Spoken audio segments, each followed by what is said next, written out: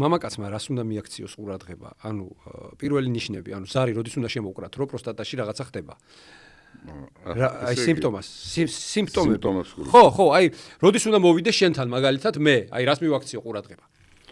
ახლა ახალგაზრდა ხშირია ხოლმე რომ ბავშვი ახალგაზრდა დიდი მადლობა რომ ახალგაზრდას მიწოდებ.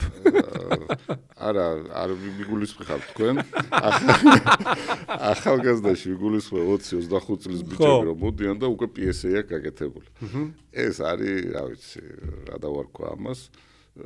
არ ჭირდებათ. 25 წლის ასაკში პროსტატის ონკოლოგია არ დაგემართება, ეს არის კაზუისტიკა, ესეთ რაღაცა არსებობს. რაც შეეხება ხა როდის უნდა მიხვიდე უროლოგთან.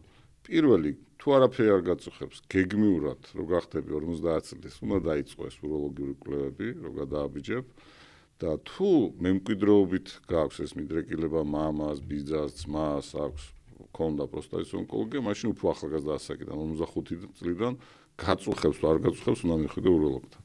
რაც შეეხება ხა სიმპტომებს, თუ დაგეწყოთ ხშირი შარდვა, თუ დაგეწყოთ გაძნელებული შარდვა, თუ ღამე ადგომა მოშარდვისთვის, მაშინ ამ სიმპტომებით უნდა მიხვიდეთ უროლოგს. აი ღამე დაუშვათ ერთხელ ადგომა მოშარდვისთვის უკვე პრობლემაა?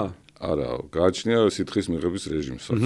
არიან ადამიანები და დღევანდელ პირობებში ძალიან ბევრია, რომ მთელი დღე სამსახურშია, მუშაობს, დატვირთულია, საღამოს მიდის სახლში, მაშინ იღებს საკვებს, მაშინ იღებს სითხეს, ძილის წინ სვამს ძირითადად და აი მერე იძინებს. რა თქმა უნდა, ესეთი ადამიანი რო ადგეს ღამე ტუალეტში მოსაშარდად, ახლა ეს ჩვეულებრივი ამბავია.